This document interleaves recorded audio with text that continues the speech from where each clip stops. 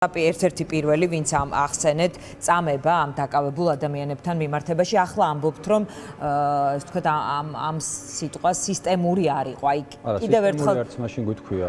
სისტემური რო წამების შემთხვევები, აი, ახსენეთ ეს სიტყვა და სხვათა შორის პრეზიდენტის სხვაებიც, სხვადასხვა არასამთავრობო ორგანიზაციებიც გეყრდნობოდნენ თქვენ, რომ აი ლევან იოსელიანმა თქვა, ახსენა ეს სიტყვა.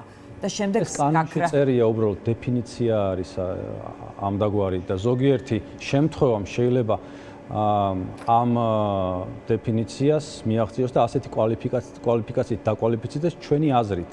კი ბატონო, რამდენ შემთხვევაზე შეიძლება 180-დან საუბარი? გული არის ახლა მე ეს სწორედ მე ხო არ ვარ საგამოძიებო უწყება რა. უბრალოდ ჩვენ რაც ვნახეთ სადამკვირვებლოც არ ხართ, მაგრამ ფაქტობრივად არჩევნები შეაფასეთ. არ შემიფასები არჩევნები. მე უბრალოდ არ დავიჯერე ის რაღაცეები, რისი მტკიცებულებებიც არ მაქვს. ამაზე არის საუბარი. და უბრალოდ ჩვენ რაც ვნახეთ, რა მდგომარეობებში იყვნენ ადამიანები, რა პირობებშიც მათ მოუხდათ ტრანსპორტირება დაკავების მომენტიდან იზოლატორამდე, ამ პერიოდში რა ზეწოლასაც გაუძლეს, როგორც მათ ექცეოდნენ, რა ისტორიებიც მოვისმინეთ. ამ ისტორიების გათვალისწინებით თქვით, რომ ეს თუ ასე არის მართლა და ეს ხო გამოძიება უნდა დაადგინოს, იმიტომ რომ ხო შეიძლება რაღაცა ისე არ იყოს, როგორც ადამიანი, მაგრამ ეს თუ არის ასე მართლა, ეს შეიძლება გაუთანაბრდეს მაშინ წამებას, ხო? ამაზე არის საუბარი. ეს რამდენი ფაქტი იყო? იყო ქალები მათ შორის, რომლებიც გაუპატიურების მუქარებზე და მათზე თავდასხმაზე ფიზიკურ ანგარიშწორებაზე ყვებოდნენ. ამ შემთხვევებზეც ყველა ასეთ შემთხვევაზე ქონდა ამ ქალებთან ერთი ადამიანი იყო ასეთი, ამ ქალთან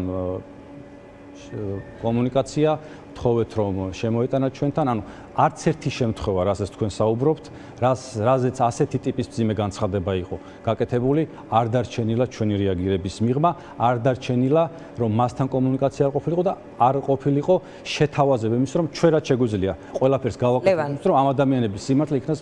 კი ბატონო, ნახეთ, განცხადებასაც აკეთებთ, მიდიხართ, რაღაცას თავაზობთ, მაგრამ აი ის რომ რაღაც პროცესზე, ის რომ მეორე დაკავებულს ნაკლებად ურტყამდნენ იმის შემდეგ, ან იმის შემდეგ ასეთი შემთხვევა ნაკლებად იყოს. მესმის რომ ქვეყანას ვერ გამოასწორებთ, მაგრამ აი რაღაცნაირად როგორ? ძალიან დიდ ტვირთმადებთ. იმ თვალსაზრისით, რომ პოლიტიკური პროცესი, რომელიც, რა ვიცი, ისეთ ჩიხშია შესული, რომ ერთმანეთს მუშტიკრივით უსწორდებიან ადამიანები, იქ ესე სახალხო დამცველმა რამე შეცვალოს, ეს შეუძლებელი არის. მე რას ვაკეთებ, იცით? მაქსიმალურად ვცდილობ, რომ არც ერთ ადამიანს, არც ერთ მხარეს არ დაუკარგო თავის სიმართლე. და ასეთ პირობებში, როგორც წესი, ორივე მხარე არის უკმაყოფილო, იმიტომ რომ იმასაც ვამბობ და იმასაც ვამბობ. რა ვქნა, სხვანაირად არ გამოვა. აქ ამ სტუდიაში, ამ სტუდიაში უნდა თქვა, სადაც უფლებების დარღვევა, სადაც ძალადობა, ვისაც ამის რესურსი აქვს. ამას ხო ვამბობ, კი, მაგრამ იმასაც რო ვამბობ, რომ ვიღაცა დანაშაულს იდენს, ვიღაცა იმ პოლიციელსაც რაღაცას ესვრის, ამასაც რო ვამბობ, ეს არის ბევრისთვის პრობლემა, ეს არ უნდა თქვა. ამ სტუდიაში ამაზე არავინ ლაპარაკობს. სამწუხაროდ, მე ვლაპარაკობ ამას და თქვენი მადლობელი ვარ, იმიტომ რომ მაძლევთ ამის საშუალებას, რომ ვილაპარაკო. და საქმე იმაშია, რომ არ არის ეს შავთეთრად ყველაფერი, არ არის ეს ვიღაცა 100%-ით მართალი და ვიღაცა 100%-ით მტყუანი.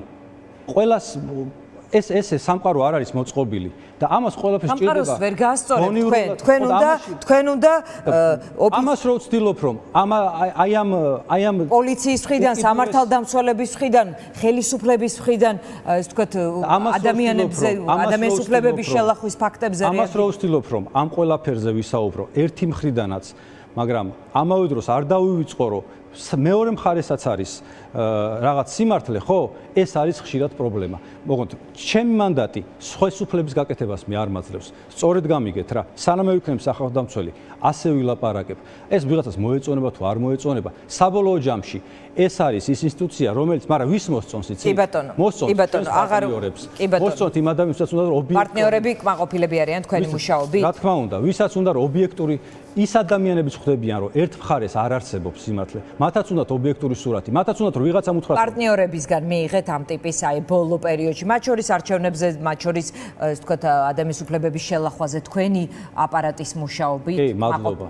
ძალიან ბევრ ელჩისგან მივიღე მადლობა, მათ შორის მაღალი დონის სტუმრებისგან, რომლებიც ჩამოსული იყვნენ საქართველოს, ვისაც შევხვდი, მივიღე მადლობა და ამ მადლობებს იმიტომ არ მეუბნებიან, რომ ლევან იოსელიანი რაღაც ლამაზი თვალები აქვს. არა, იმიტომ რომ ინფორმაციას, რომელსაც ჩვენ ვავრცელებთ, არის გადამოწმებული, არის ობიექტური. მადლობა, ლევან, აღარ გვაქვს ყველა გაუსწოროს თვალი და ნუ რავი ნუ მომთხოვს, ვინმე სასარგებლოდ საუბარს. ეს მინდა კიდევ თქვა თქვენ ეთერში. თქვენ სიმართლე უნდა თქვა და თქვენი მანდატის ფარგლებში უნდა იყოთ სასარგებლო საზოგადოების. ეს სიმართლე. პატრიარქობას და ეხლა ეს სიმართლე, დიანა, ყველასთვის მოსაწონი ვერ იქნება.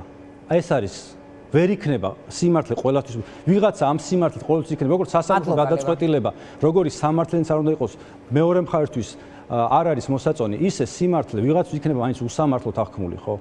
მადლობა, ლევან იოსელიანი იყო ჩვენი სტუმარი.